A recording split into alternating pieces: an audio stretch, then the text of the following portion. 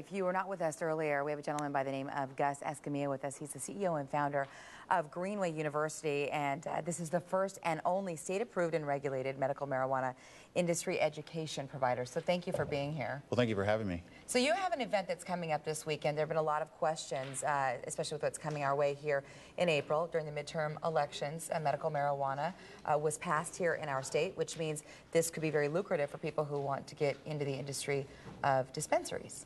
Yes, for those professionals that want to do things right and run it as a legitimate, viable industry, can do well. Just like any other business, it's a retail environment, and there's a lot of business acumen that needs to take place and be incorporated within that business model. And if you've read anything about what happened in the state of California when medical marijuana was passed, there really weren't many rules, and that's been very difficult for the state of California. You were sharing with me here in the state of Arizona, there's been a lot of regulation.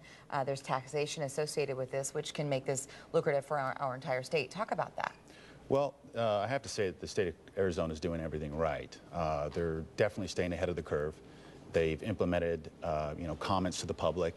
They've also got a staying ahead of the curve in terms of establishing rules and guidelines. So it's very clear cut and distinct as to how dispensary owners, cultivators, and industry professionals will be able to operate. And we should let you know that Gus is here actually from the state of Colorado, where you've seen a lot of strides there in that state as a result of what's happened with medical marijuana.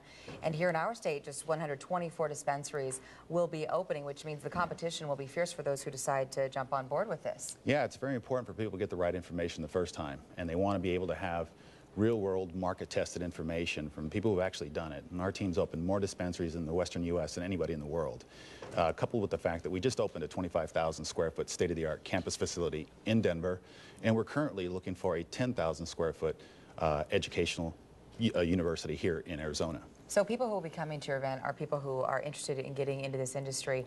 What's the demographic? That's a great question, Art. And most people think it's 21 to 28-year-olds, but it's not. It's a 35 to 65-year-olds. That's a huge investment, right? I mean, what does it cost to get involved in something like this? It can range. I mean, it can range anywhere from $25,000 on up to $500,000. It's just really what individuals want to incorporate within their business model. Okay, so, and it will be taxed? Absolutely. And the taxation is ultimately what's going to lead to more validation in this industry.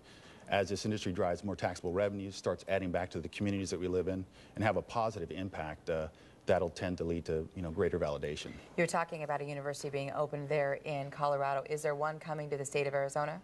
Yes, we're actually looking for a 10,000 square foot here in Arizona. It's part of our growth strategy as an educational provider, and we're incredibly thrilled and honored to just be not only here with you today, but just to be a part of this growing industry. And quickly, I know that there are some misconceptions that you did want to address about this industry.